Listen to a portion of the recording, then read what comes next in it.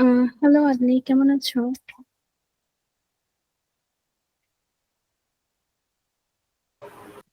Ma'am, আসসালামু আলাইকুম।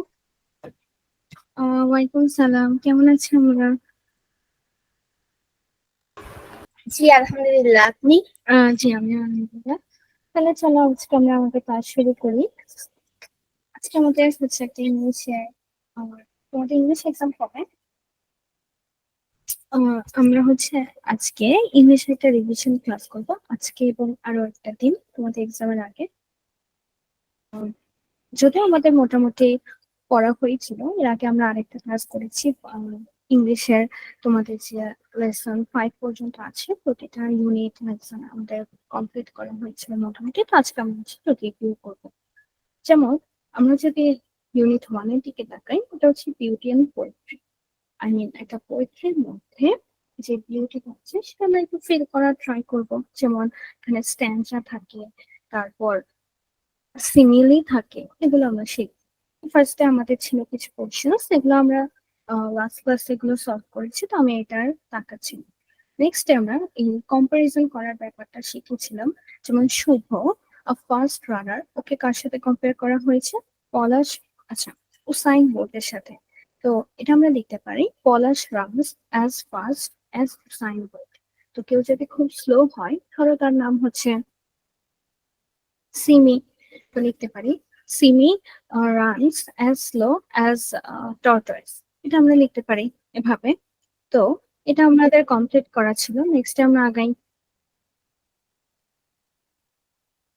Next ছিল একটা আমাদের টেক্সট, সেটা হচ্ছে আমাদের রিমোট এরিয়া এবং মেনলি রুরাল এবং কান্ট্রি সাইডের একটা ব্যাপার ছিল এখানে। এবং এটা আমরা টেক্সট 1 টেক্সট 2 দুটো হচ্ছে কম্পেয়ার করি, এখানে কি কি চেঞ্জ করা হয়েছে সেটা হচ্ছে আমরা আইডেন্টিফাই করি। এটা আমাদের টাস্ক ছিল যে টেক্সট 1 এবং টেক্সট 2 তে যে ডিফারেন্স গুলো আছে সেগুলো হচ্ছে পয়েন্ট আউট করা। তো এটা আমাকে আহ, যখন আমি ক্লাস নিয়েছিলাম, আমাদের ইংলিশ ক্লাসটা হয়েছিল, সে সময় আমাকে আপনি আহ আরেকজন স্টুডেন্ট ছিল রাফেল, ওরা হচ্ছে অ্যান্সার করেছিল। তো আই হোপ এটা আমাদের করা হয়েছে। নেক্সট আমরা এই যে কম্পারিজনের ব্যাপারগুলো শিখবো। হুম? এখানে আমরা ফার্স্ট পয়েন্টে যদি তাকাই, লিখেছে মাদার ল্যান্ড, একে কার সাথে কম্পেয়ার করা হয়েছে? সেটা হচ্ছে মাদারের সাথে। তারপর কেন কম্পেয়ার করা হয়েছে সেই রিজনস গুলো থেকে লিখতে পেরেছি এই টেক্সট গুলো পড়ে পড়ে। তো এখানে আমি হচ্ছে এক্সপ্লেইন করছি যে এখানে কম্পেয়ার করার একটা ওয়ার্ডের সাথে, যেমন কম্পেয়ারের সাথে উইথও বসতে পারে, টুও বসতে পারে। এগুলো হচ্ছে আমাদের preposition, with or to. Compare with হয় কখন? যখন একই জাতীয় দুটো একই জাতীয় জিনিসের মধ্যে তুলনা করা হয়। যেমন আমি যদি গোলাপ ফুল জবা ফুলের মধ্যে তুলনা করি, এটা হবে compared with. Rose as compared with, যেমন লিলি বলতে পারি এরকম। কিন্তু আমি যদি ধরো আমকে কাঁঠালের সাথে তুলনা করি, তখন হবে কম্পেয়ার টু। কারণ এই দুটো হচ্ছে কোনো মিল নেই, একদমই ডিফারেন্ট দুটো। বা একটা ফলকে যেটা একটা প্রাণীর সাথে কম্পেয়ার করে, ম্যাঙ্গোকে যেটা আমি লায়নের সাথে কম্পেয়ার করতেছি, তো এটা আমি লিখবো কম্পেয়ার টু। এখানে দুটো ভিন্ন জাতীয় জিনিসের মধ্যে তুলনা করা হলে হচ্ছে কম্পেয়ার টু, আর একই জাতীয় হলে হচ্ছে কম্পেয়ার টু। তো এই পর্যন্ত আমরা বুঝলাম। নেক্সট আমাদের খুব সুন্দর একটা পোয়েম ছিল, এবং পোয়েম থেকে আমরা অনেকগুলো জিনিস শিখেছি। সেটা নাম ছিল ট্রু রয়্যালটি। আচ্ছা, তোমাদের পড়ার আগে আমি একটা কথা বলতে চাই, সেটা হচ্ছে তোমাদের ইংলিশের প্যাটার্নটা দেখো, তোমরাও ক্লিয়ার না যেরকম আমরাও সেরকম ক্লিয়ার না, তো আমি ক্লিয়ার আছি যে কিরকম কোশ্চেন হতে পারে। সেক্ষেত্রে আহ আমরা যদি ধরো তোমাদের কিছুদিন আগে ক্লাস 6 এর ইংলিশ এক্সাম হয়েছে, তো সেখানে একটা কোশ্চেনটা দেখে দেখে একটা ধারণা পাওয়া যায় কি, ধরো তোমাদের এই যে কয়টা ইউনিট আছে ইউনিট 5 পর্যন্ত, এখানে আমরা অনেক গ্রামাটিক্যাল আইটেম শিখেছি। ন্যারেশন সম্পর্কে জানি, কনজাংশন সম্পর্কে জানি, কানেক্টরস জানি, তারপর সামারি কিভাবে লিখতে হয় এটা জানি, প্যারাগ্রাফ, এসে, এই ব্যাপারগুলো আমাদের শেখানো হয়েছে তোমাদের এই লেসন ইউনিট 5 এর মধ্যে। ইউনিট 1 to 5 এর মধ্যে আমি এই অনেকগুলো ব্যাপার শিখেছি। তো তোমাদের কোশ্চেন কিভাবে আসবে? তোমাদের কোশ্চেন হচ্ছে একটু ক্রিয়েটিভ হয় সাধারণত। আমরা যে কোনো একটা প্যাসেজ, যে কোনো একটা পোয়েম এরকম দিয়ে দিতে পারে, সেখান থেকে অনেক কিছু আইডেন্টিফাই করতে বলতে পারে।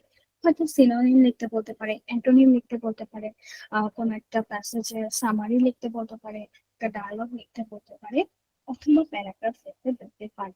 তো আমরা বলছিলাম যে আমরা যা যা সাধারণত পড়েছি বই থেকে হুবহু কমন আসবে না, কিন্তু যে যে ধারণাগুলো দেওয়া হয়েছে ওখান থেকেই কোশ্চেন্স আসবে। তো এটা আমাদের ক্লিয়ার হলো যে কোশ্চেন্স হয়তো এইভাবে আসতে পারে। তো আমি তোমাদেরকে বলার দরকার ছিল, বললাম।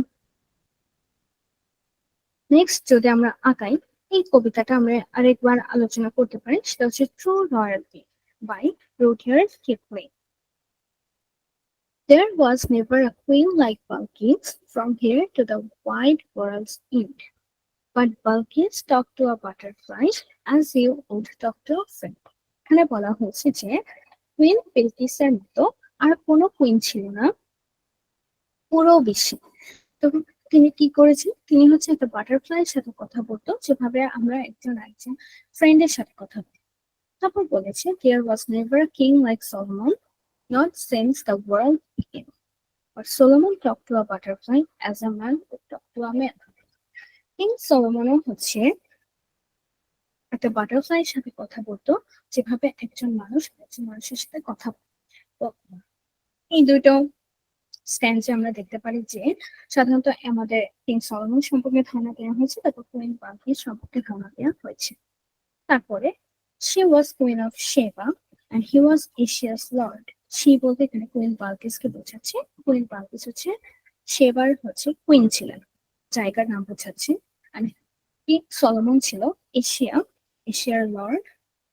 But they both of them talked to butterflies when they took their walks abroad. যখন তারা দেশ বিদেশে ঘুরতে যেত তখন তারা হচ্ছে বাটারফ্লাইয়ের সাথে কথা বলতো। তো এটা তাদের একটা স্পেশাল পাওয়ার সম্পর্কে আমাদেরকে জানাচ্ছে। ক্লিয়ার সবাই?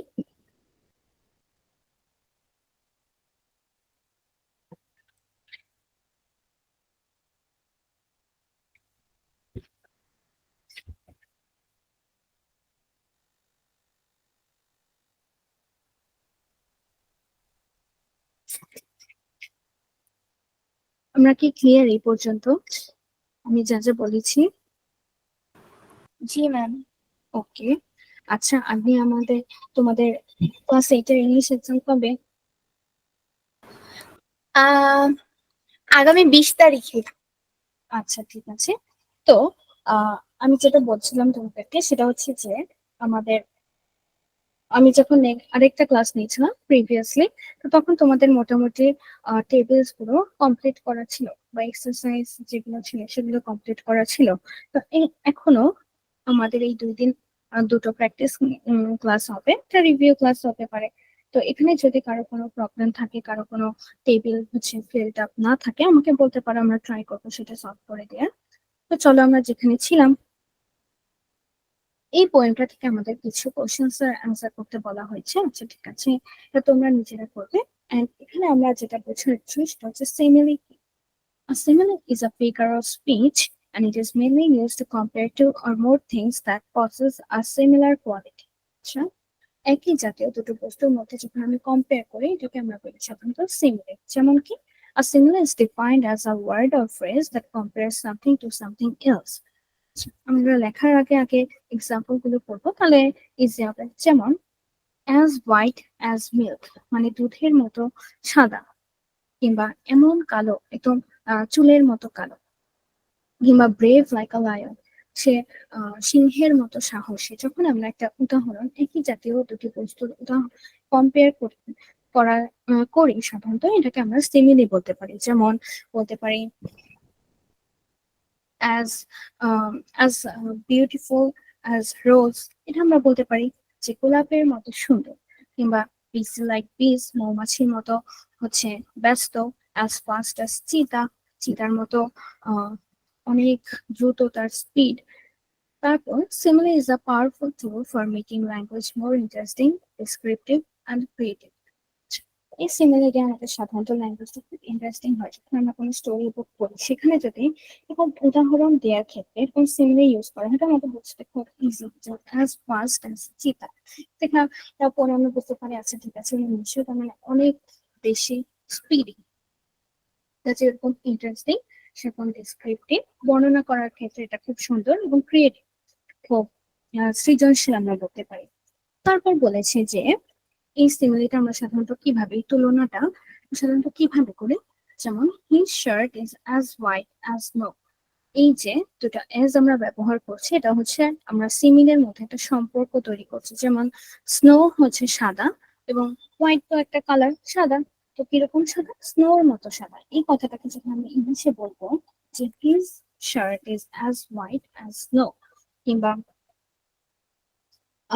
This car's colour is as white as milk, এরকম আমরা বলতে পারি।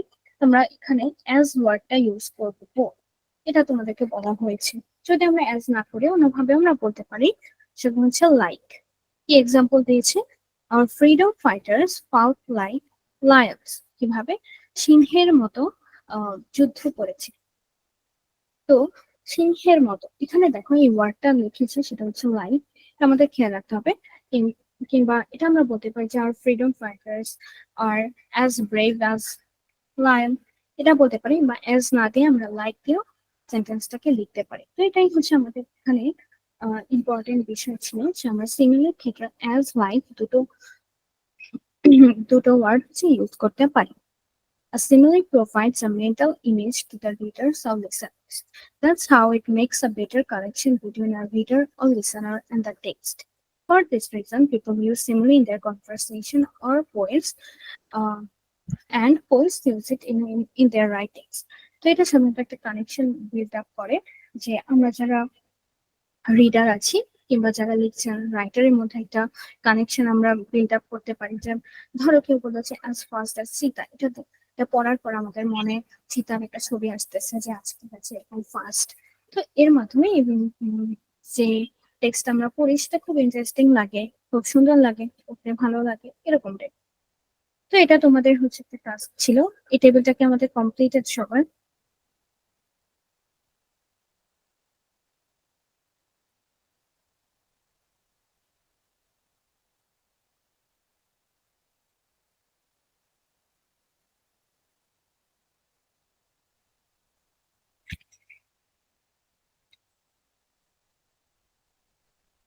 এটা কমপ্লিট কিনা আমাকে জানাও। জি ম্যাম। আচ্ছা, তো আমি নেক্সটে আগাচ্ছি। সেটা হচ্ছে আমাদের বিভিন্ন কনভারসেশন। আমার এখানে আমরা যেগুলো দেখবো সিমিলি গুলো একটু সুন্দর করে তোমাদের বোঝার জন্য ব্যবহার করা হচ্ছে। যেমন একটা মানুষ যে গ্লাস ছাড়া বা চশমা ছাড়া চোখে দেখতে পায়, তো তাকে কি বলা যায়? His as helpless as a baby. যে চশমা ছাড়া একটা বাচ্চার মতো হচ্ছে অসহায়। কারণ চশমা খুলে সে যেহেতু কিছু দেখতে পাচ্ছে না, তো সে তো অবশ্যই চশমা খুলে বাচ্চার মতো অসহায় হয়ে যাবে, তার হেল্পের প্রয়োজন। তাই এটা আমরা তো উদাহরণ হিসেবে বলেছি। নেক্সট আমরা যদি কনভারসেশন টুতে তাকাই, তো কোনো একটা সফট জিনিসকে আমরা এভাবে লিখতে পারি বা বলতে পারি it's as soft as cotton, তুলার মতো নরম, এভাবে বলি। কিংবা কনভারসেশন থ্রিতে যদি আমরা তাকাই, তো এখানে কি বলেছে? কেউ খুব খুশি, আই ফিলিং লাইক স্টার্স। এই আহ অনুভূতিটাকে, যে খুব হ্যাপি, এক্সট্রিমলি হ্যাপি, এরকম অনুভূতিকে আমরা প্রকাশ করি এভাবে, যে আই ফিলিং লাইক স্টার্স। এখানে দেখো, এখানে কিন্তু অ্যাজ ব্যবহার করা হয়নি, এখানে ব্যবহার করা হয়েছে লাইক। তো আমরা পড়ে এসেছি যে আমরা লাইকও ব্যবহার করতে পারি, যেমন আর freedom fighters fought like lions, ওইখান থেকে বুঝলাম। তারপর can you see the building Nora, how majestic it looks like a fort, বা এটা একটা দুর্গের মতো দেখাচ্ছে, এরকম। তো এটা যে বুঝ, এই যে একটা দুর্গের সাথে যে আমি এই বিল্ডিংটাকে কম্পেয়ার করছি, এইখানে আমরা ইউজ করব সিমিল হিসেবে, আমরা লাইক ওয়ার্ডটা ইউজ করছি। কয়েকটা জায়গায় আমরা অ্যাজ ইউজ করেছি। তো এগুলো তোমাদেরকে বলা হয়েছে। নেক্সটে তোমাদের যেটা একটা টপিক ছিল, সেটা হচ্ছে স্ট্যান্ডার্স। এগুলো আমরা মোটামুটি চিনি। স্ট্যান্ডার বলতে আমি আরেকটু রিপিট করি, স্ট্যান্ডার কি? স্ট্যান্ডার হচ্ছে এই যে, কবিতার স্তবক। ভেরি গুড, ভেরি গুড আপনি। স্ট্যান্ডার হচ্ছে কবিতার স্তবক। এটা আমাদেরকে বই তোমাদের খুব সুন্দর করে দেখাচ্ছে। এই যে দেখো, যদি তাকাই, রাইম স্কিম ক্যান, আচ্ছা sorry, rhyme scheme refers to the sounds that repeat on the end of a line or stanza. কোনো একটা স্ট্যান্ডারতে সাধারণত আমরা দেখবো যে লাস্টের ওয়ার্ডটার সাউন্ডটা বারবার রিপিট হয়, যেমন গোল্ড, ফোল্ড, ডিজায়ার, ফায়ার। এই যে এ এ যেখানে লিখেছে এখানে এক ধরনের সেম সাউন্ড বোঝাচ্ছে, বি বি যেখানে লিখেছে এটা একটা ডিফারেন্ট সাউন্ড, তাই এটার নাম দিয়েছে বি। তো বি আর বি মানে সেকেন্ড আর ফোর্থ লাইন হচ্ছে সেম সাউন্ডের দিক থেকে লাস্টে, এবং ফার্স্ট এবং থার্ডটা হচ্ছে এদিক থেকে same, bold bold, design, fire, এরকম। তারপর তোমাদেরকে আরো কিছু উদাহরণ দিয়েছে, যেমন ব্যালাড কিরকম হয় সাধারণত, প্রথমটা একটু ডিফারেন্ট হয়, দ্বিতীয়টাও ডিফারেন্ট হয়, আবার প্রথম তৃতীয়র মধ্যে সেম হয়, সেকেন্ড ফোর্থের মধ্যে সেম হয়, ফিফথ সেম হয়। এভাবে আমরা আইডেন্টিফাই করতে পারি যে কোনটা ব্যালেন্ড, কোনটা মনোরাইম।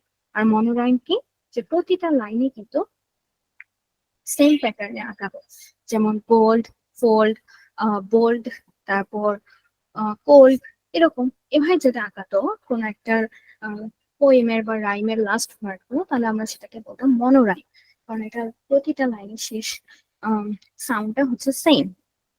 তো এভাবে আমরা বুঝতে পারলাম যে কোনটা ব্যালাড হবে, কোনটা মনোরাইম হবে, কিংবা কোনটা অল্টারনেটিভ রাইম প্যাটার্ন। অল্টারনেটিভ কি, একটার পর একটা ডিফারেন্ট হবে, A B A B A B, এভাবে প্রথমটা এ, পরেরটা বি, আবার এ, আবার B। এভাবে হলো হচ্ছে অল্টারনেটিভ রাইম প্যাটার্ন আমরা বলি।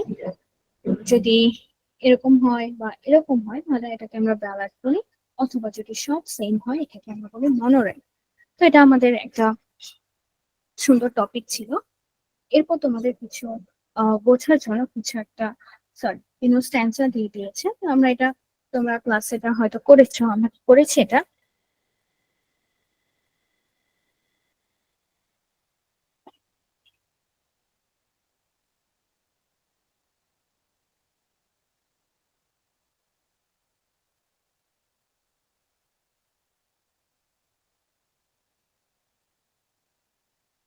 যেমন এইচ যেখানে লিখেছে স্ট্যান্সা 3 তে হচ্ছে লর্ড অ্যাব্রোড, আমরা বুঝতে পারি একটা মিল আছে।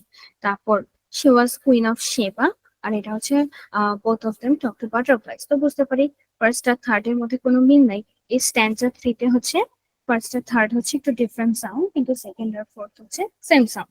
তো এগুলো আমাদের আইডেন্টিফাই করা একটা টাস্ক ছিল। এই হোপ এটা আমরা করেছি। যদি না করে থাকি আমাকে জানা, তাহলে আমরা এটা কমপ্লিট করবো।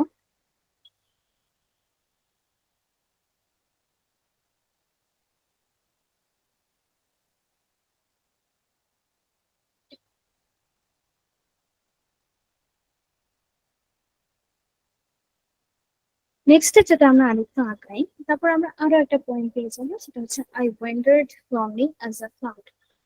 আমি আহ, মেঘ হয়ে একা একা ঘুরে বেরিয়েছি বা ভেসে বেরিয়েছি। এটা হচ্ছে কবিতার নাম। এটা কে লিখেছে? William Wordsworth. যেমন, I wander lonely as a cloud that floats on high over vales and hills. কি বলেছে? যে আমি মেঘ হয়ে একা একা ঘুরে বেরিয়েছি, যে মেঘগুলো হচ্ছে পাহাড় পর্বতের উপর দিয়ে যায়। তারপর, when all at once I saw a crowd, a host of golden daffodils. হুট করে আমি দেখলাম যে অনেক একটা ভিড়। কিসের ভিড়? গোল্ডেন ড্যাফোডিল, এটা একটা ফুল যার সাধারণত পাপড়িগুলো গোল্ডেন কালারের হয়, সেরকম ড্যাফোডিলের একটা ভিড়, অনেকগুলো গোল্ডেন ড্যাফোডিল যেখানে ছিল। তারপরে বলেছে beside the lake, beneath the trees, লেকের পাশে বা হ্রদের পাশে, আহ গাছগুলোর নিচে, fluttering and dancing in the breeze, ওই গোল্ডেন ড্যাফোডিল বা ওই ফুলগুলো, গোল্ডেন ড্যাফোডিল, এই যে তোমাদের একটি ছবি দিয়েছে, গোল্ডেন ড্যাফোডিল গুলো হচ্ছে নাড়াচাড়া করছিল, ড্যান্সিং করছিল। কিভাবে? ব্রিজে, ব্রিজে আমরা বলি মৃদু হালকা হাওয়া বা বাতাস, এরকম। তারপর এই যে দেখো, এতটুকু কিন্তু এটা আমাদের খেয়াল রাখতে হবে, এতটুকু হচ্ছে আমাদের স্ট্যান্জা 1, যেটাকে আমরা বাংলা বলি স্তবক। এটা হচ্ছে স্তবক 1, এবং এটা হচ্ছে আমাদের আরেকটা স্ট্যান্জা, এটা হচ্ছে স্ট্যান্জা 2 বা স্তবক 2। Continuous as the stars that shine and twinkle on the Milky Way, they stretched in never-ending line along the margin of a bay. তো তারপর হচ্ছে এর মধ্যে কি করছিল, সব তারা চিকিমিকি করছিল ছায়াপথের উপরে। তারপর হচ্ছে তারা খুব প্রসারিত হলো, কিসের দিকে প্রসারিত হলো? আহ সমুদ্রের তীরের দিকে। তারপর হচ্ছে কতগুলো গোল্ডেন ড্যাফোডিল দেখা গিয়েছিল সেখানে? 10,000 বা 10,000-এর মতো। Tossing their heads in sprightly dance, মানে এরকম এরকম ডানে বামে যাওয়া, এটা হচ্ছে স্প্রাইটলি ডান্স আমরা বলতে পারি। তো এটা হচ্ছে আমাদের এই কবিতাটা, I wonder lonely as a cloud. Clear এই পর্যন্ত?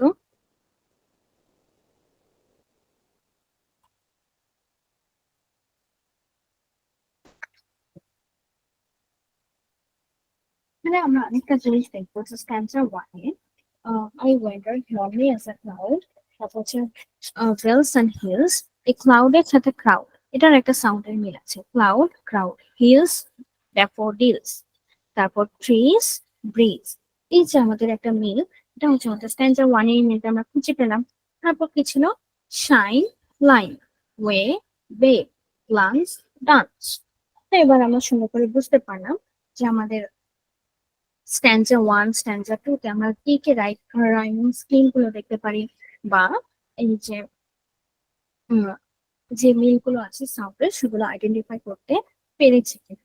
তো যদি আমরা পেরে থাকি, এটা আমাদের খুব সুন্দর একটা পোয়েম ছিল।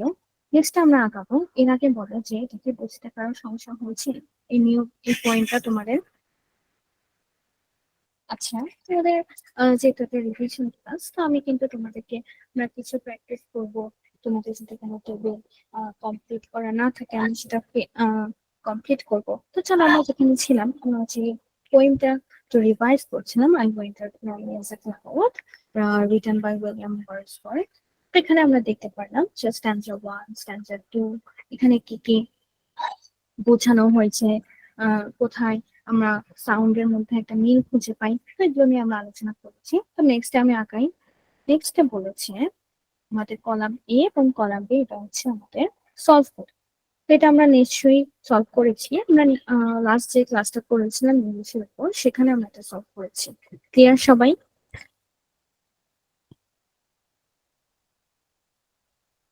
যদি আমরা যে কোনোটা ভুলে যাই, তাহলে আমরা চাইলে এটা আবার রিভাইজ করতে পারবো। তাহলে বলো, আমি কি আমরা কোনটা রিভাইজ করবো নাকি সামনে যাবো?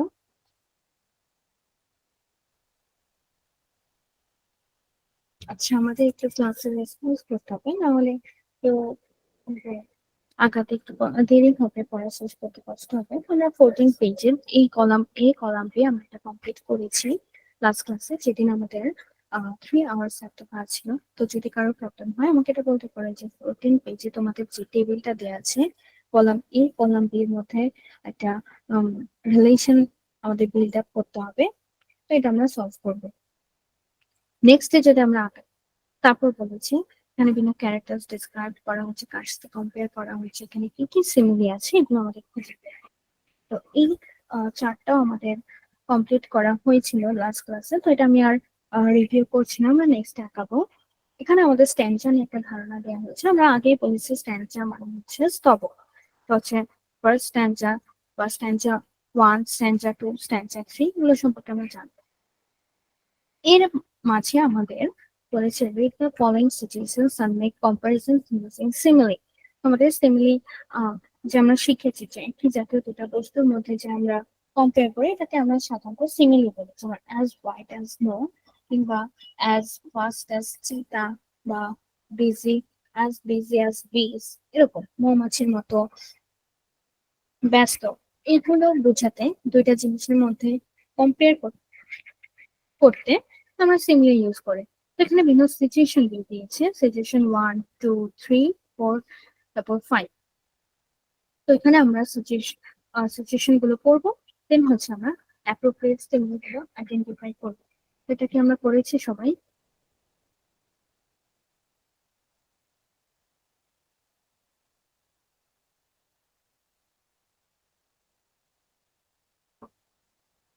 ইয়েস স্যার, ইয়েস মিস, এটা করেছিলাম। আচ্ছা, ঠিক আছে। তাহলে সিচুয়েশন থ্রি তে আমরা কোন সিমিলি ইউজ করেছিলাম? ইয়েস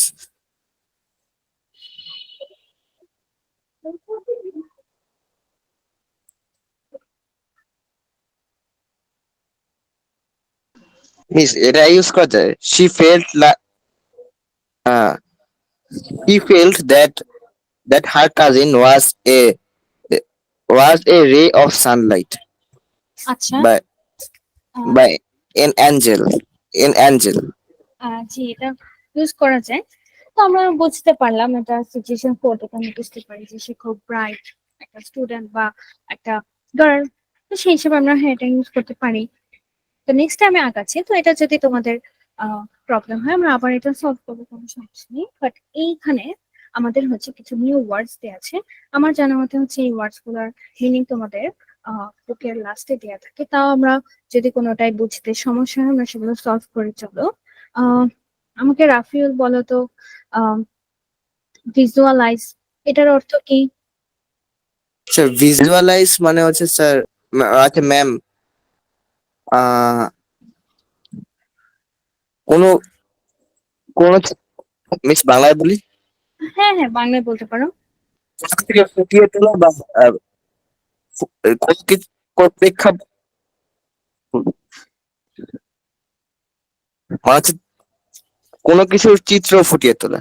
আচ্ছা ঠিক আছে, ভেরি গুড। হ্যাঁ, আমরা ভিজুয়ালাইজ বলতে সাধারণত এটাই বুঝাই।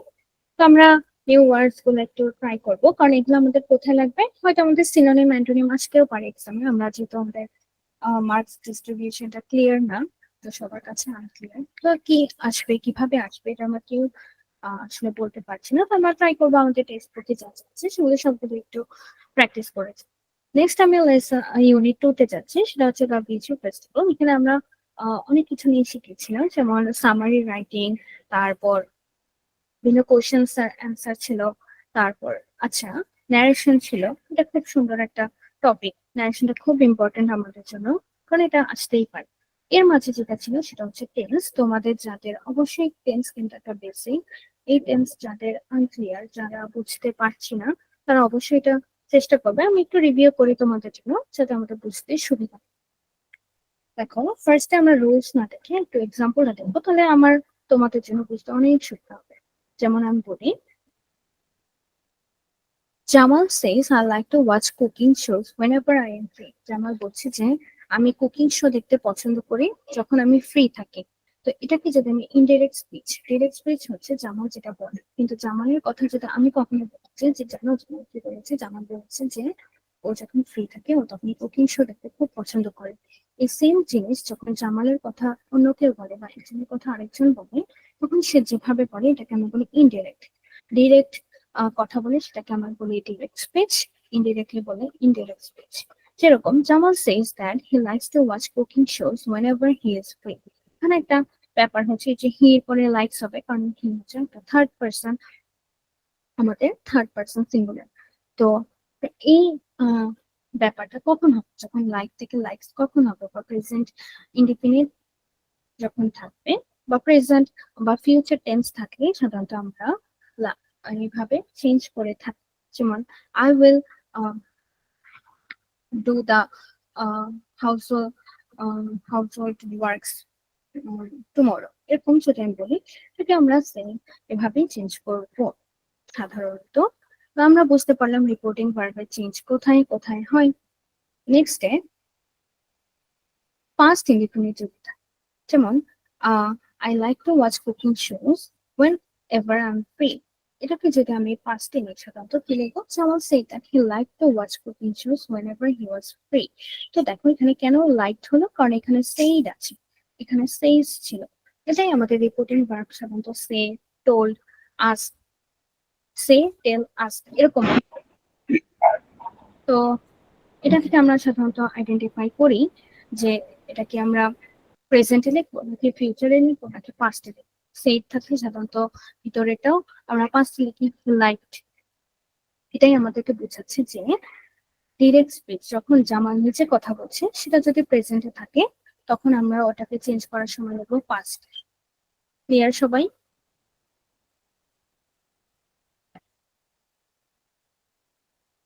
নেক্সট আরেকটা আছে, সেটা হচ্ছে রিপোর্টিং ভার্ব। রিপোর্টিং ভার্ব আমি বারবার বলছি, রিপোর্টিং ভার্ব হচ্ছে সে, টেল। এগুলোকে যদি আমি পাস্টে দিই তাহলে সেইড, টোল্ড এভাবে যদি থাকে, এই যে এটাকে বলে হচ্ছে রিপোর্টিং ভার্ব। এই ভার্বটা যদি পাস্ট ইনডিফিনিটে থাকে আর ভিতরের কথা, সে যেই কথাগুলো বলছে, the students are helping the teachers in decorating the auditorium, এটা হচ্ছে বরং প্রেজেন্ট কন্টিনিউয়াস আছে, এটা আমরা দেখবো পাস্ট কন্টিনিউয়াস। আমরা এই দুটো চার্ট হচ্ছে ভালো করে পড়বো, তাহলেই বুঝতে পারবো। এখানে যদি পাস্ট থাকে তাহলে হবে পাস্ট, এখানে যদি প্রেজেন্ট থাকে তাহলে হবে প্রেজেন্ট, যদি হয় ফিউচারে থাকে যে হি উইল সে, তাহলে ভিতরেটাও হবে হি উইল দে হবে সাধারণত। তো আমরা বুঝতে পারলাম আমি কি বোঝাচ্ছি, আবার বলি। আমরা সাধারণত যে দ্য হেড টিচার সেইড, আমরা এখানে দাঁড়াই দ্য হেড টিচার সেইড, দেখো সেইড বলেছে, যেহেতু বুঝতেই পারছি এটা ফার্স্টে লেখা আছে।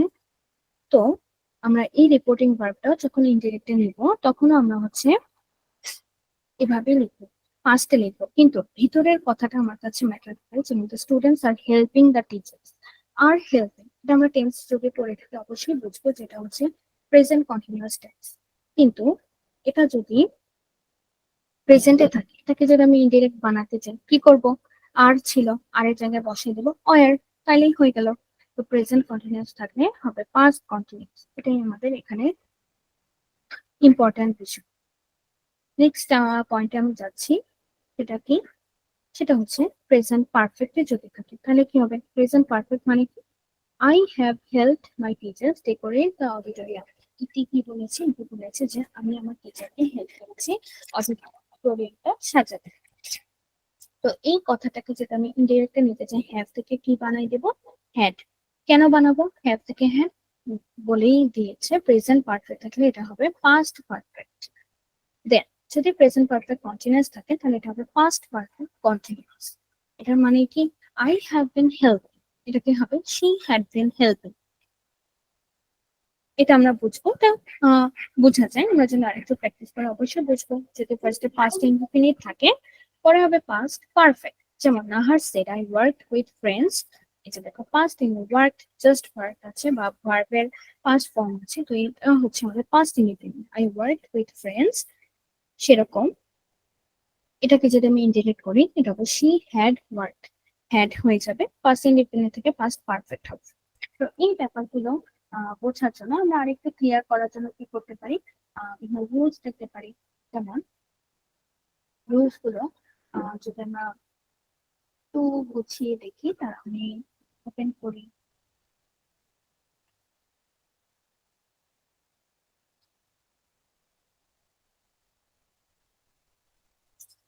এই যে আমরা যদি দেখি রুলস অফ ন্যারেশন, সাধারণত ন্যারেশনের ক্ষেত্রে আমরা দেখতে পারি। তো চলো আমরা একটু ন্যারেশনটা রুলস গুলো শিখে আসি, তাহলে আমাদের বুঝতে অনেক সুবিধা হবে।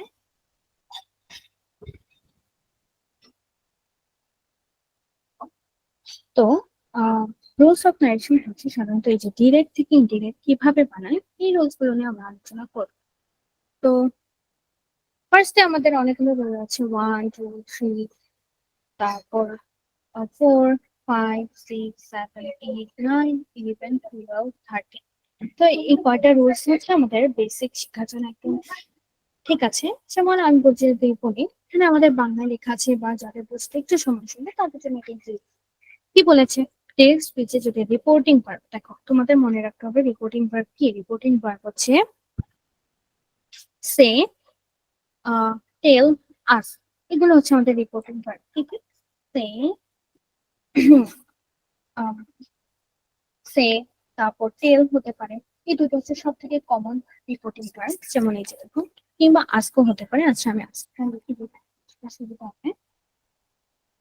এই তিনটা হচ্ছে আমাদের main reporting verb, say, tell, ask. যেমন উদাহরণটার দিকে যদি আমি তাকাই, কি লিখেছে, will you play football tomorrow, I ask Akib. তারপর I ask Atif if he would play football the next day. এটা হচ্ছে আমাদের শেখাচ্ছে, কি বলেছে, আমরা রুলসটা পড়ি। ডিরেক্ট স্পিচে রিপোর্টিং ভার্ব, এই যে ডিরেক্ট স্পিচ লিখে দিয়েছে, ডিরেক্ট স্পিচে যদি এই যে রিপোর্টিং ভার্ব এটা মাঝে অথবা শেষে থাকে, ইনডিরেক্ট করার সময় এটা এই আস্কটাকে আমি সামনে নিয়ে আসবো, এই ভার্বটাকে আমি সাধারণত সামনে নিয়ে আসি, এটাই আমাদেরকে বলেছি। নেক্সট কি, রুলস 2, দ্বিতীয় বা তৎপরবর্তী রিপোর্টের স্পিচ ইন্ডিকেট করার সময় অ্যাসার্টিভ সেন্টেন্সের ক্ষেত্রে added, further added, also said, again said এগুলো হতে পারে। বা যদি কোশ্চেন মার্ক থাকে তাহলে অলসো আস্ক, ফার্দার। আচ্ছা এটা কি বলেছে আমরা, the teacher said to me you can stop reading, you may read tomorrow. বলেছে তুমি এখন পড়া স্টপ করতে পারো, তুমি আবার কালকে পড়তে পারো। এই যে দেখো, সে একই সাথে দুটো কথা বলো, দুটো সেন্টেন্স আছে, you can stop reading, you may read tomorrow. এটাকে যদি আমি ইন্ডিকেট করি তাহলে এটা কি হবে, the teacher told me that I could stop reading then, he added that I might read the next day. এখানে আমাদের যেটা দেখার বিষয় সেটা হচ্ছে হি অ্যাডেড দ্যাট, এটাই আমাদেরকে বলেছে যে যখন আমরা দুটো কথা একসাথে অ্যাড করব, তো এখানে আমরা অ্যাডেড দ্যাট লিখতে পারি, ফার্দার আস্ক বলতে পারি, বা এগেইন আস্ক এগেইন আস্ক হচ্ছে এটা আমরা কোশ্চেনের ক্ষেত্রে লিখি, বা যদি কথার ক্ষেত্রে অ্যাসার্টিভ সেন্টেন্স, নর্মাল যে কোনো সেন্টেন্স, বেসিক সেন্টেন্সের ক্ষেত্রে added, further added, also said, again said, এগুলো লিখতে পারি। যখন একই সাথে দুই তিনটা কথা থাকে তো আমরা এন্ড কি তো লিখতে পারবো না, তো এভাবে সুন্দর করে লিখবো he added that and the next day. Clear এই পর্যন্ত? বুঝতে পারছি সবাই? Yes, ma'am. আচ্ছা, তাহলে নেক্সট আমরা রুল 3 তে একটু মুভ করি। সেটা হচ্ছে রুল 3 তে কি আছে, রিপোর্টেড স্পিচে শুধু ইয়েস দেয়া থাকে, ইনডিরেক্টে হবে subject plus replied in the affirmative. আচ্ছা, যেমন আমি যদি বললাম, একজনকে জিজ্ঞেস করি রাফিলকে, I asked Rafil do it rice, তো রাফিল কে এটাকে যদি আমি ইনডিরেক্ট করে কি হবে, I asked Rafil that if he ate rice. তো এটাকে যদি ধরো আমি একটা নর্মাল কোশ্চেন হিসেবে ধরে আমি রাহুলকে আস্ক করেছি তুমি তো ভাত খাও, ও বলবে হ্যাঁ খাই। এই যে ইয়েস বলেছে বা হ্যাঁ বোধক, এরকম কোশ্চেন অ্যাফার্মেটিভ সাধারণত আমরা বুঝি যে হ্যাঁ বোধক বাক্য, এক্ষেত্রে যদি ইয়েস বা এরকম বোঝাই তখন আমরা বলবো যে replied in the affirmative. Affirmative মানে আমরা বুঝি যে এটা হ্যাঁ বোধক বাক্য বোঝাচ্ছে। যেমন আমি যদি বলি ডু ইউ লাইক ফুটবল, তোমাকে আনসার দেয় yeah I like it very much, তো সে সাধারণত হ্যাঁ বোধক অ্যান্সার আমাকে দিচ্ছে, বা তার থেকে আমি বুঝতে পারছি যে হ্যাঁ তার এটা পছন্দ। এরকম হ্যাঁ বোধক যদি আমাদের দেয়া থাকে এটাকে আমরা লিখতে পারি সুন্দর করে যে রিপ্লাইড ইন দ্য অ্যাফার্মেটিভ। যেমন Arif Arif asked me have you done your task, I said yes. এটাকে আমরা কিভাবে লিখবো, Arik asked me if I had done my task. I replied in the affirmative. অথবা Arik asked me if I had done my task. I said that I had. I said that I had. তার মানে হচ্ছে আমি বলেছি যে হ্যাঁ আমি করেছি। এটাকে আমরা সুন্দর করে এভাবেও লিখতে পারি অথবা দুই ভাবেই লিখতে পারি, তাই আমাদের এখানে দুটোই দেওয়া আছে, যে যেভাবে চাই লিখতে পারবে। তারপর আরো একটা প্রশ্ন দিয়েছি, এটা হচ্ছে ইয়েস এর পর যদি কোনো বক্তব্য থাকে সেটা কিভাবে লিখবো। যেমন দেখো, আরিক আতিফকে, দুটো ছেলে আরিক এবং আতিফ, তারা একজন আরেকজনকে জিজ্ঞেস করছে have you finished your homework, yes I will submit it tomorrow. একবার আরিক জিজ্ঞেস করেছে, আতিফ রিপ্লাইও দিয়েছে, শুধু ইয়েস বলেনি, সে বলেছে যে আমি ওটা কালকে জমা দেব। এইরকম ইয়েস এর পর যদি আরো একটা বাক্য জেরে দেওয়া হয় এটাকেও কিন্তু আমাদেরকে চেঞ্জ করতে হবে, না হলে কিন্তু মার্ক দিতে চায় না টিচাররা, মার্ক এখানে কাটা হবে। যেমন আমরা এটা এক্সাম্পলটা একটু সুন্দর করে দেখি, Arik asked Atif if he had finished his homework. Atif কি বলেছে যে হ্যাঁ, Atif replied in affirmative and said that he will submit that the next day. আমরা জানি টুমরো থাকলে এটাকে আমরা চেঞ্জ করি দ্য নেক্সট ডে দিয়ে। এগুলো আমাদের মনে রাখতে হবে, এগুলো হচ্ছে আমাদের বেসিক ন্যারেশনের রুলস। আমরা এখন হচ্ছে আই হোপ তোমাদের হচ্ছে এই রুলস গুলো মোটামুটি ক্লিয়ার। যদি নাও ক্লিয়ার থাকে আমি পিডিএফটা তোমাদের গ্রুপে দিয়ে দেবো, সেখান থেকে তোমরা দেখতে পারো। তা আপাতত আমার সাথে আমি চাই তোমরা একটু কোঅপারেট করো, তোমার জায়গায় বুঝতে সমস্যা হলে আমাকে জানাও, আমরা আরেকটু কন্টিনিউ করি। তো নেক্সট রুল 3C যদি আমি দেখাই, বলেছি রিপোর্টেড স্পিচে শুধু নো দেয়া থাকে ইনডিরেক্টে, আমরা কি করবো, রিপ্লাই ইন দ্য নেগেটিভ। এটা খুব ইজি, ইয়েস থাকলে হয় রিপ্লাইড ইন দ্য অ্যাফার্মেটিভ, আর যদি নো হয় তাহলে হবে রিপ্লাইড ইন দ্য নেগেটিভ। খুবই easy. Are you preparing now, Fatiha say no. Afrin জিজ্ঞেস করেছে যে তুমি কি এখন ধরো এক্সাম্পল যে কোনো কিছু যে এটার জন্য প্রস্তুতি নিচ্ছ, তখন ফাতিহা বলেছে যে না। এটাকে আমরা কিভাবে সুন্দর করে লিখবো, Fatiha replied in the negative, বা Fatiha replied that she was not preparing, এরকম আর কি বুঝিয়েছে। তো এটা আমাদের আরেকটা ছোট একটা রুলস ছিল।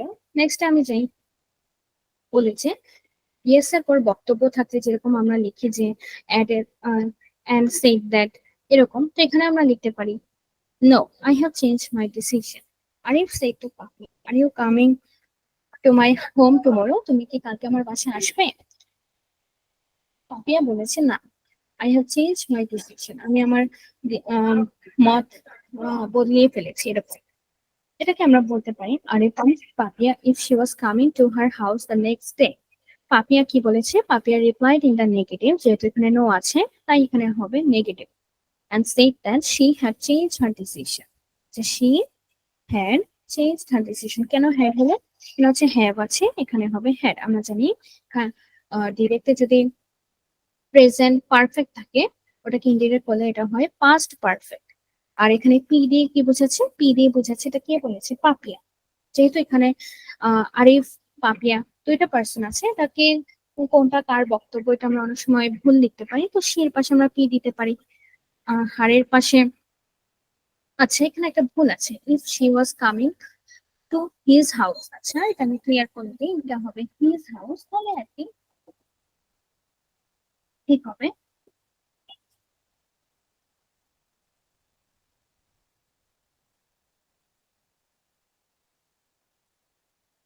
হিজ হবে আচ্ছা এই জায়গাটা, যে হারের জায়গায় হবে হিজ। নেক্সট রোল 4 এ যদি আমরা তাকাই কি বলেছে, যদি যখন আমরা স্যার বলি এটাকে আমরা কিভাবে বলবো? অ্যাড্রেসিং আস স্যার অথবা রেসপেক্ট। উদাহরণটা আমরা আগে থেকে, কারণ উদাহরণটা আমার ক্ষেত্রে মনে হয় যে ন্যারেশনের ক্ষেত্রে উদাহরণ দিয়ে অনেকটুকু শেখা যায়। The student said to his teacher, "Sir, I need the answer sheets." এবার এটাকে যদি ইনডিরেক্টে কি বলবো?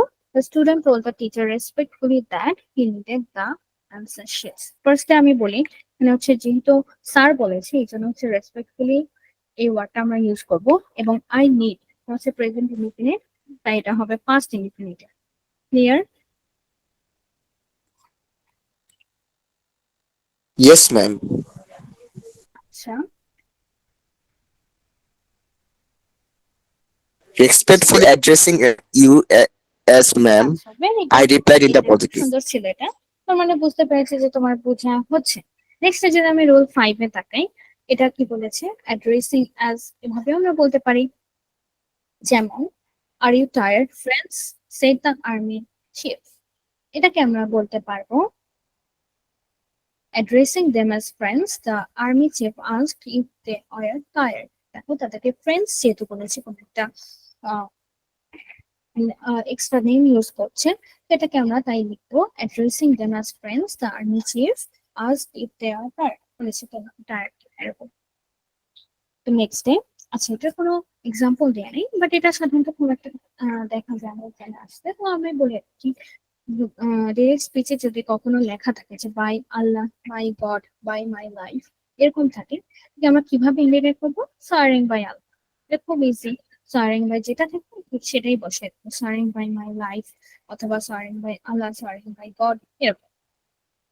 আচ্ছা আচ্ছা এক্সাম্পলটা দেয়া হয়েছে, by Allah she replied, I will not do this work. Swearing by Allah, she replied that she wouldn't do that work. Wouldn't কেন হলো? এখানে will not আছে, এখানে wouldn't হবে। এটা হচ্ছে প্রেজেন্ট ইনডিফিনিট হলে এটা হবে পাস্ট ইনডিফিনিট। এই রুলস গুলো আমাদের মনে রাখতে হবে, যে কখন প্রেজেন্ট থাকলে পাস্ট হয়, কখন প্রেজেন্ট কন্টিনিউয়াস থাকলে পাস্ট কন্টিনিউয়াস হয়। খুব ইজি। তোমাদের যদি প্রবলেম হয় তাহলে আমাকে জানাতে পারো, তাহলে আমরা সেগুলো আগে রিভাইজ করবো। আচ্ছা আমাদের সাথে একজন জয়েন হয়েছে, আব্দুল্লাহ আল আফগান। কি নাম তোমার?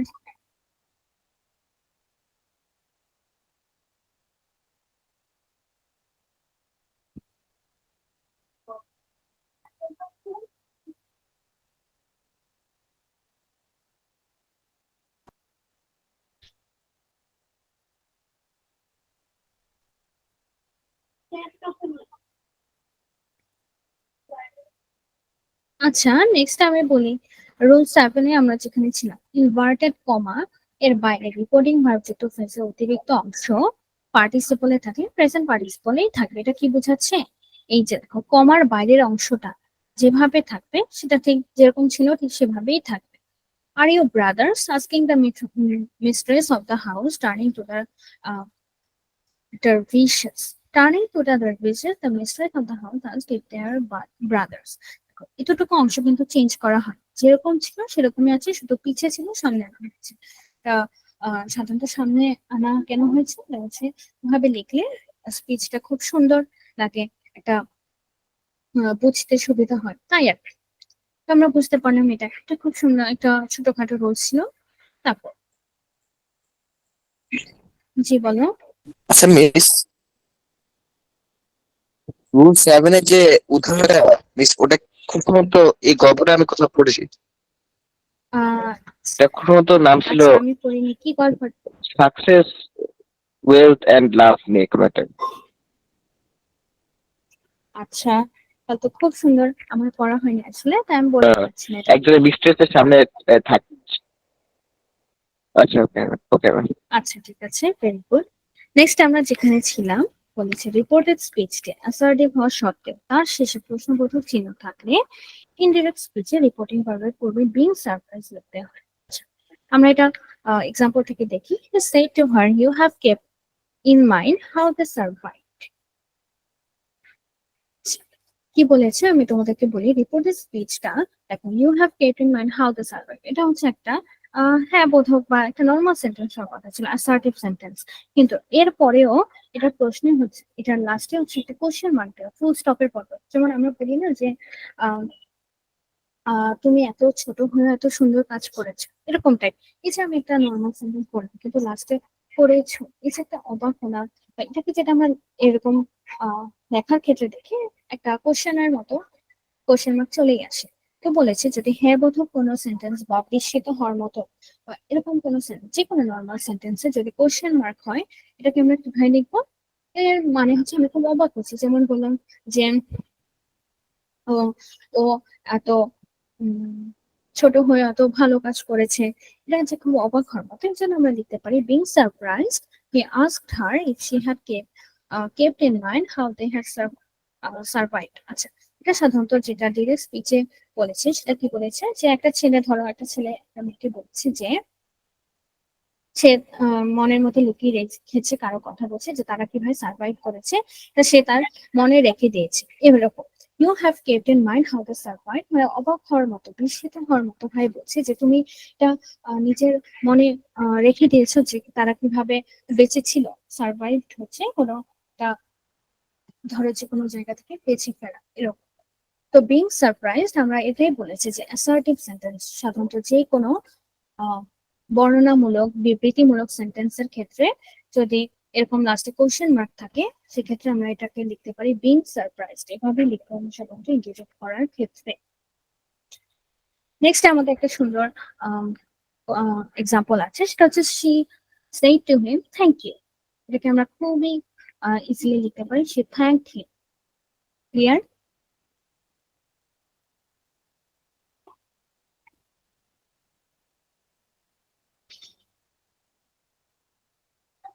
যদি আমরা রুল 10 এ তাকাই, ইয়েস ম্যাম। আচ্ছা যদি আমরা রুল 10 এ তাকাই, সেটা কি, রিপোর্টের স্পিচে যদি গুড বাই থাকে, গুড বাই এর পরে কি লিখবো, সাবজেক্ট লিখবো, যেমন হার, হিম, এরকম। তারপর বিড বা বেড, দেখো বিড হচ্ছে প্রেজেন্ট, বেড হচ্ছে পাস্ট। যদি উম, এখানে যদি সে থাকতো, সেইডের জায়গায় সে থাকতো, সে তো থাকবে না, সেইস থাকতো, কারণ সে পরে সেই থাকতো, তো সেইস থাকতো, তাহলে হচ্ছে আমরা লিখলাম বিড। যেহেতু এটা পাস্ট ফর্মে আছে, তো আমরা লিখবো বেড। এটা আমরা একটু আগে শিখেছিলাম, তোমাদের টেক্সট বুক এটা ছিল, যে এই রিপোর্টিং ভার্বটা যদি পাস্টে হয়, এটাও কিন্তু পাস্টে হবে।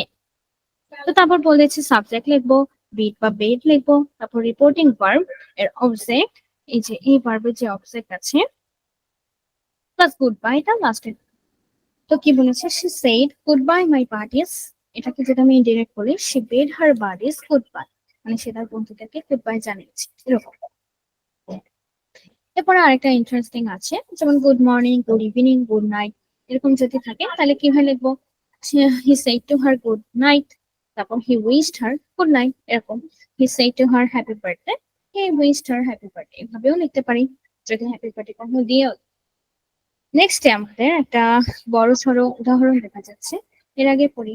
অনেক সময় রিপোর্টের স্পিচে পূর্ণাঙ্গ সেন্টেন্স না থাকে, সেন্টেন্সের অংশ অর্থাৎ ফ্রেজ থাকলে ইনডিরেক্ট স্পিচেও বক্তার বক্তব্যকে অনুসরণ করে পূর্ণাঙ্গ সেন্টেন্সে রূপান্তর করতে হয়। কেমন কি আমি বলি, you have serve me a good meal, how much to pay you, I said to the waiter. দেখো আমি একজন ওয়েটারকে বলছি যে আপনার যে খাবারটা আপনি সার্ভ করেছেন সেটা খুব ভালো ছিল, আমি আপনাকে এর জন্য কত পে করব বা কত দিব, তো ওয়েটার কি বলছেন, 450 টাকা। 450 টাকা, এটা কিন্তু আমি বলেছি আসলে, দেখো I said to the waiter, তারপর দেখো এখানে লেখার দরকার হয়নি যে আমি বলেছি, 450 টাকা, মানে এটাকে দিব 450।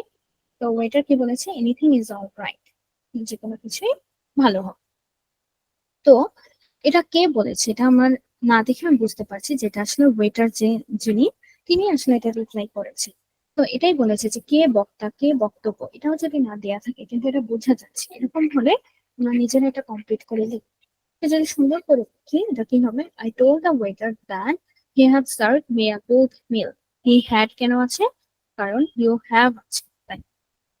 I also ask him how much I should pay হিম। তারপর আই ফার্দার আস্ক, এই যে এটাই বলেছে যে আরো একটা যে অ্যাড করা আছে 450, এটা কিন্তু আমিই বলছি, তো এটা আমরা লিখবো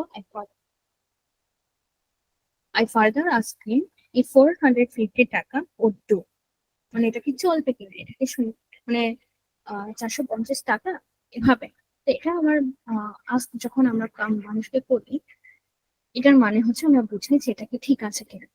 তারপর ওয়েটারের কথা বলছে, হি replied that anything was all right, যে কোনোটাই এটা যেন হবে 450 টাকার অ্যান্সার হিসেবে।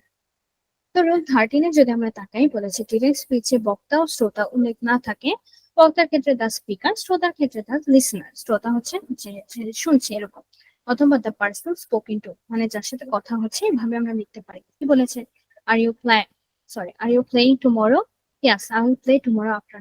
এখানে কে কাকে বলছে, সেটা ছেলে মেয়ে নাকি এভাবে, নাকি টিচার স্টুডেন্ট প্যারেন্টস, এরকম কিছু বলা হয়নি। তো আমরা এখানে ডিরেক্ট কিছু লিখবো না, আমরা কি লিখবো, স্পিকার লিখবো যে হচ্ছে প্রশ্ন করছে, এবং যে উত্তর দিবে আই প্লে টুমরো আফটারনুন, এই কথাটাকে আমরা লিখবো replied in the affirmative and said that he would play in the next after the next day tomorrow. তো আমরা লিখি দ্য নেক্সট ডে, যেহেতু tomorrow afternoon the next after. Clear আমাদের এই পর্যন্ত?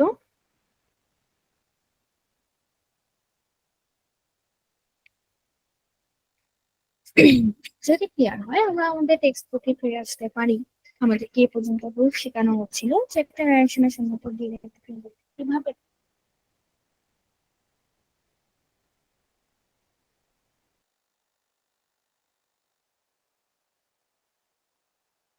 হচ্ছে, সে কিন্তু ডিরেক্ট থেকে ইনডিরেক্ট, এই ব্যাপারটাকে আমরা এক শব্দে ন্যারেশন বলে থাকি। তোমাদের বইটা এখন উল্লেখ করেনি, আমি তোমাদেরকে বলে দিলাম।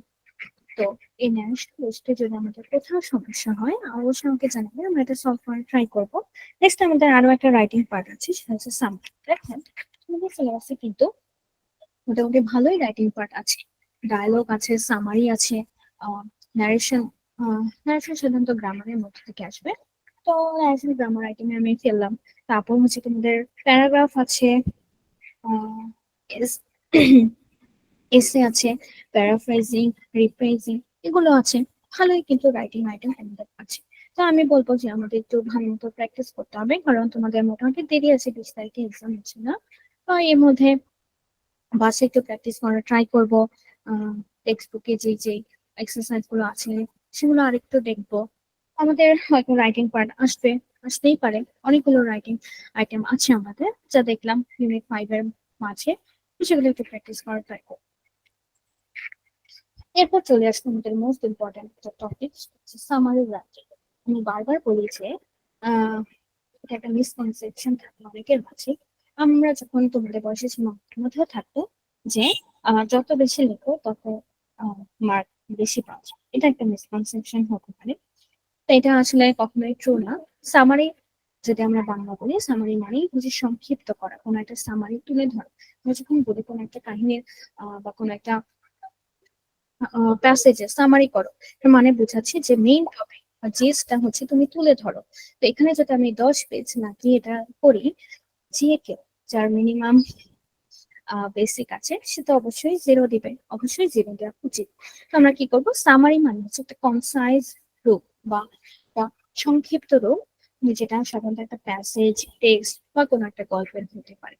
তো কি বলেছে, a summary is a concise overview of a text's main points written in your own words। আমি একটা ব্যাপার খেয়াল রাখতে হবে, যে মেইন পয়েন্টস গুলো আমি সামারিতে লিখবো সেটা হচ্ছে আমার নিজের ওয়ার্ডে লিখতে হবে। প্যাসেজের কোনো ওয়ার্ডের, ধরো আমি এখন কি ওয়ার্ড বানাবো, অবশ্যই না, আমরা কি করবো, সিনোনিম ইউজ করবো, অ্যান্টোনিম ইউজ করবো, একটু ধরো অ্যাফার্মেটিভ আছে নেগেটিভ করে সুন্দর করে উপস্থাপন করতে পারি এরকম।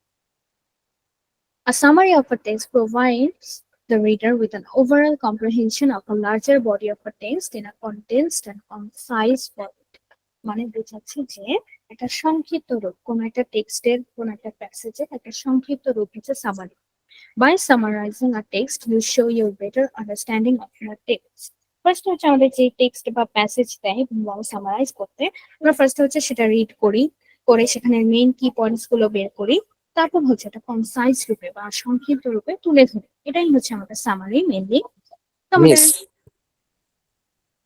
জি মিস আমাদের স্যার বলছিল যে সামারিতে নাকি যে কোনো সিঙ্গুলার মানে নাউন বা কোনো ক্যারেক্টার নাম নাকি মেনশন করা যায় না, নাকি শুধুই শুধুই পুরো কালেকটিভ জিনিসটা মেনশন করতে হয়। এটা কি হ্যাঁ, এটা কি ঠিক? এটা ওকে ম্যাম। আসলে বেটার। দেখো তুমি লিখলে তোমাকে কেউ জিরো দিবে না, কিন্তু দেখবা কি তুমি যা লিখেছো হয়তো তুমি এই যে এরকম এক্সাক্ট নাম ব্যবহার করো একটু মার্ক কম পেয়েছো। তো আমরা চেষ্টা করবো, আমরা সবাই চেষ্টা করবো যে একটু ভালো মার্ক পাওয়ার। তো এক্ষেত্রে আমার টিচার অবশ্যই ঠিক বলেছেন, যে আমরা সেভাবে লেখা ট্রাই করবো। তো কি বলেছে ফিচার্স কি সাধারণত সামারিতে কি কি থাকবে, কোন একটা প্যাসেজের মেইন আইডিয়াস থাকবে, তারপর আহ কি আইডিয়াস গুলো হচ্ছে আমরা সুন্দর করে লিখবো। যে অরিজিনাল প্যাসেজটা ওটার কিন্তু ধরো ওখানে বলেছে education is the backbone of a country. এখন এখানে যদি আমি সামারি লেখার সময় এবার এরকম কিছু বুঝাই যে এডুকেশনের কোনো গুরুত্ব নাই, তাহলে অবশ্যই তুমি জিরো পাবে। কারণ কি, কারণ হচ্ছে আমাদের মেইন আইডিয়াস গুলো, মেইন কি পয়েন্টস গুলো তুলে ধরতে হবে। Next day, a summary is typically one quarter or one third to the length of the original and is written in the third person. দেখো খুবই সুন্দর করে বলেছেন ইন দ্য থার্ড পার্সন। কেন? কারণ আমরা থার্ড পার্সন বলতে সাধারণত বুঝি হি সি, আমি না, আহ, আহ, এরকম নাম দিয়ে আমরা লিখবো না। আমরা কি করবো, থার্ড পার্সন বলতে সাধারণত বোঝাচ্ছে যে ধরো আমি তো কারো নাম বলতে পারছি না, বা এডুকেশন নিয়ে একটা প্যাসেজ, যেখানে তো আমরা বারবার এডুকেশন ওয়ার্ডটা ইউজ করবো না, তো এটা আমরা লিখতে পারি যে ইটস ভেরি ভ্যালুয়েবল। এখন ইট ওয়ার্ডটা ইউজ করতে পারি। কেন করবো, থার্ড পার্সনে লিখবো, সাধারণত ডিরেক্ট তো লিখতে পারবো না। বা ধরো বললো যে এডুকেশনের ক্ষেত্রে টিচারদের ভূমিকা অনেক, তো এক্ষেত্রে আমরা লিখতে পারি যে সাধারণত আমরা ডিরেক্ট এভাবে লিখবো না যে দে আর ভেরি ইম্পর্টেন্ট এরকম কিছু। এভাবে লিখতে পারি যে the main the front liners, বা কিংবা লিখতে পারি যে দ্য সুপেরিয়র ওয়ান্স। এভাবে লিখতে পারি, সুন্দর করে লিখবো, একটু ট্রাই করব। এবং আরেকটা যেটা মেইন পয়েন্ট বলেছে সেটা হচ্ছে one quarter or one third, মানে এক চতুর্থাংশ কিংবা এক তৃতীয়াংশ। ধরো কোন একটা প্যাসেজ যতগুলো হবে, এটা বোঝার সব থেকে ইজি ওয়ে কোনটা, ধরো তোমার একটা প্যাসেজ দেওয়া আছে, কি করবে, প্যাসেজে যতগুলো লাইনস আছে গুনবে। ধরো যদি থাকে 9টা লাইন, তো কি বলেছে ওয়ান থার্ড হবে কোন একটা প্যাসেজের ওয়ান থার্ড। তো এটাকে 1/3 দিয়ে গুণ দিবে। 1/3 দিয়ে গুণ দিলে কত হয়, 10, 3 3 হয়। তো আমরা আসলে আমরা ভয় পাবে না, 9 লাইনস এর সাধারণত কোন একটা টেক্সট দেয় না আরেকটু বড় দেয়, তো সাধারণত আমরা 3 বা 4 লাইনস এর মধ্যে কমপ্লিট করার ট্রাই করবো। ঠিক আছে, তোমাদের সামারি আসলে এত ছোট কখনোই দিবে না, প্যাসেজটা আরো অনেক বড় হয়। বাট আমরা 3, 4 লাইনস বা 5, 6 যেরকমই হয় এটার ওয়ান কোয়ার্টার বা ওয়ান থার্ড লিখে ফেলবো। তারপর কিভাবে লিখতে বলে, হ্যাঁ কি, সরি, কিভাবে লিখতে হবে সামারি। ফার্স্ট হচ্ছে টেক্সটটা পড়তে হবে, তারপর identify the main ideas, main idea গুলো আমাদের আইডেন্টিফাই করতে হবে। তারপর distinguished the main ideas from the details. Distinguished মানে হচ্ছে আমাদেরকে যে মেইন প্যাসেজটা দেওয়া থাকবে সেখান থেকে কি কি মেইন পয়েন্ট, মানে এখানে কি মেইনলি ফোকাস করছে, সেই আইডিয়াগুলো আমাদেরকে বের করতে হবে। তারপর সেগুলো হচ্ছে লিস্ট আকারে লিখতে হবে। তারপর হচ্ছে সামারি লেখার ক্ষেত্রে ফার্স্টেই হচ্ছে স্টার্ট করতে হবে হচ্ছে একটা ইন্ট্রোডাক্টরি স্টেটমেন্ট। আমি বলতে পারি this summer, sorry, this passage is about education, এরকম এভাবে লিখতে পারি। দেন বলেছে turn the main ideas into sentence. আমরা একটা প্যাসেজ পড়ে দেখলাম যেখানে আসলে পানির গুরুত্ব নিয়ে কথা বলছে। তো এই পানির গুরুত্ব, এটা তো হচ্ছে আমার আইডিয়া, কিন্তু এটাকে আমার তো লিখতে হবে সেন্টেন্সে, আমরা সুন্দর করে লিখে ফেলবো।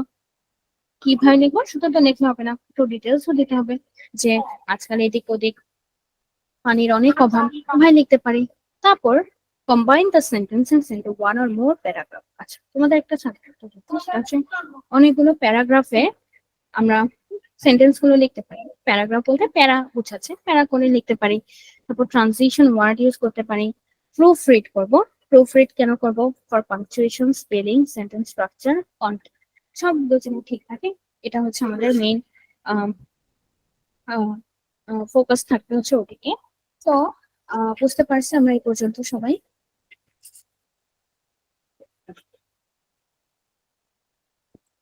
আচ্ছা, আম, আমাকে একটু রেসপন্স করলে আমার ভালো, তোমাদের কাজটা আর একটু মিনিংফুল হবে। তো নেক্সট আমরা আগে নেক্সট কি বলেছে, আমাদের একটা টেবিল দেওয়া আছে, ওয়ার্ডস আছে, মিনিংস আছে, এটা আমরা সলভ করার ট্রাই করবো। যেমন ফার্স্ট হচ্ছে অসপিশিয়াস, তারপর astonish, cuisine, misfortune, float, sick.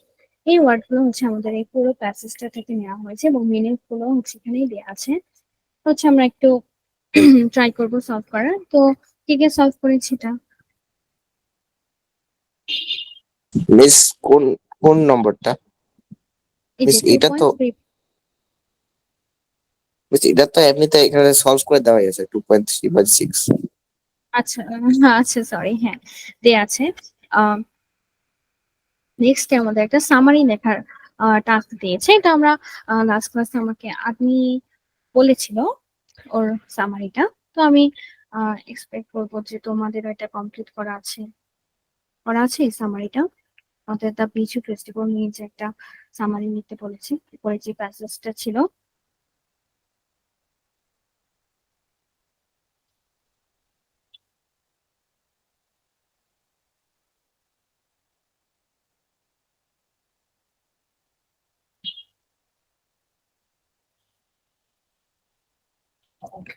যদি থাকে তাহলে কি জানাও, যদি না থাকে তাহলে আমরা একটু ট্রাই করবো।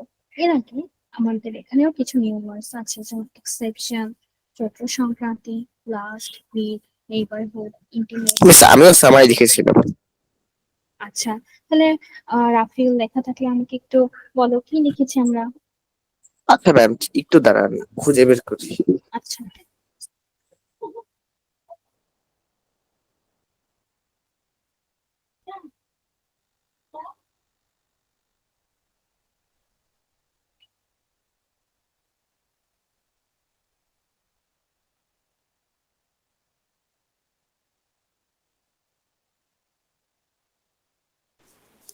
ম্যাম,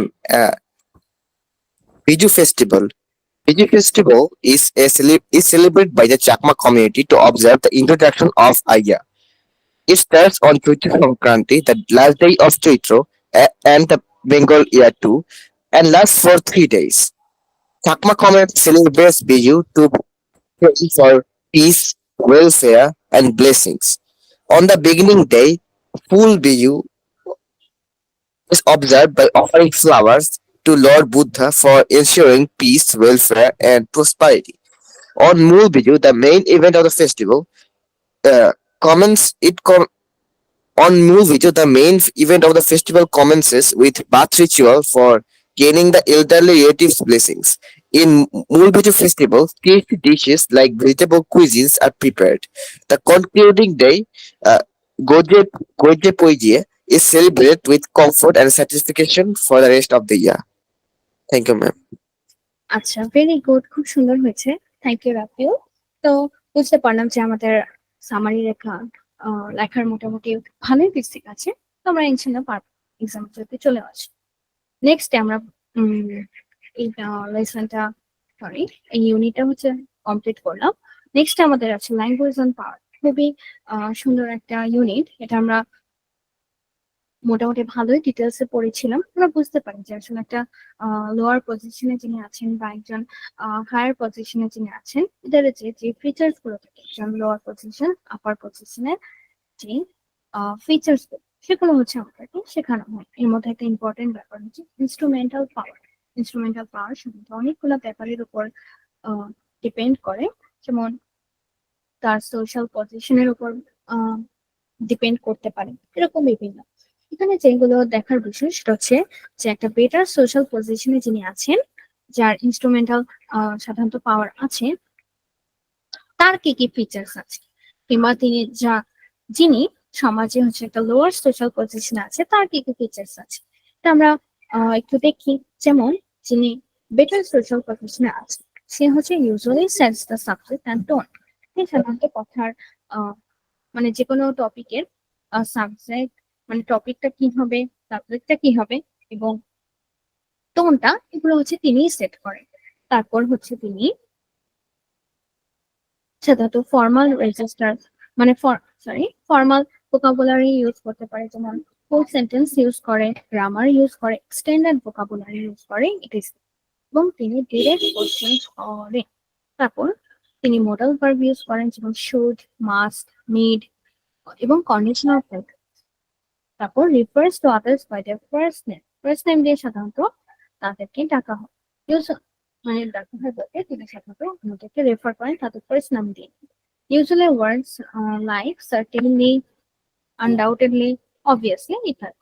তোমরা বুঝতে পারেন যে একজন বেটার সোশ্যাল পজিশনের কি কি ফিচার্স আছে।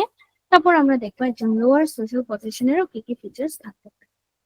আচ্ছা, যেটা আমাদের এখন আজান দিচ্ছে, আমরা সবাই মোটামুটি এখানে যারা মুসলিম আছে তারা এখন একটু নামাজে যাই। এখন বাজে ধরো 6:53।